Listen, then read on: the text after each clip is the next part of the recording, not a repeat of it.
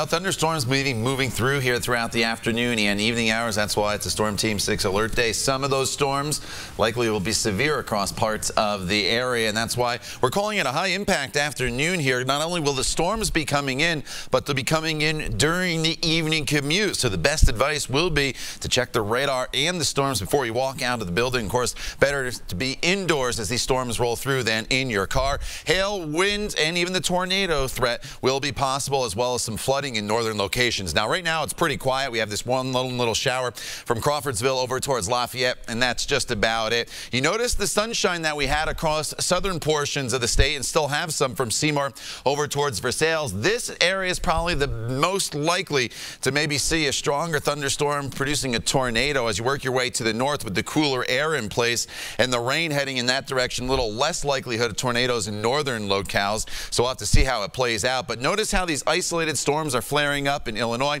back into portions of Missouri. That's what's going to happen here in central Indiana throughout the course of the afternoon and evening hours. Now, there is one change from earlier in the morning when you joined Ashley and I on Good Morning Indiana.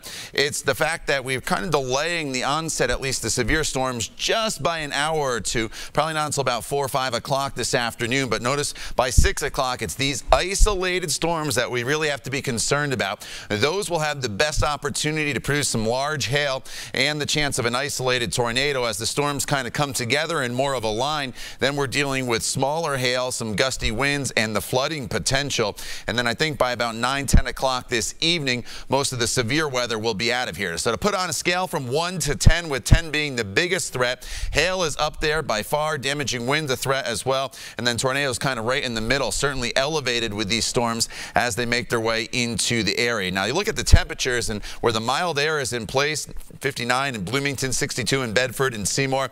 The mild air, the higher dew points, more fuel for the storms. Cooler temperatures to the north will help to limit things just a little bit. So we deal with the severe potential this afternoon and evening. Then tomorrow, it's winter-like. Temperatures anywhere from 35 to 42.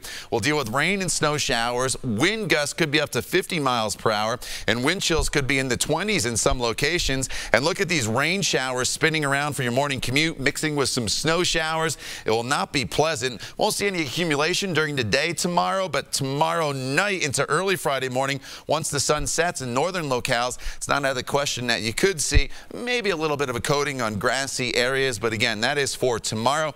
Our concern this afternoon will be the potential of severe weather. It's a 2-day speed bump, Amanda, today and tomorrow with the nasty weather, and then the weather looks great this weekend.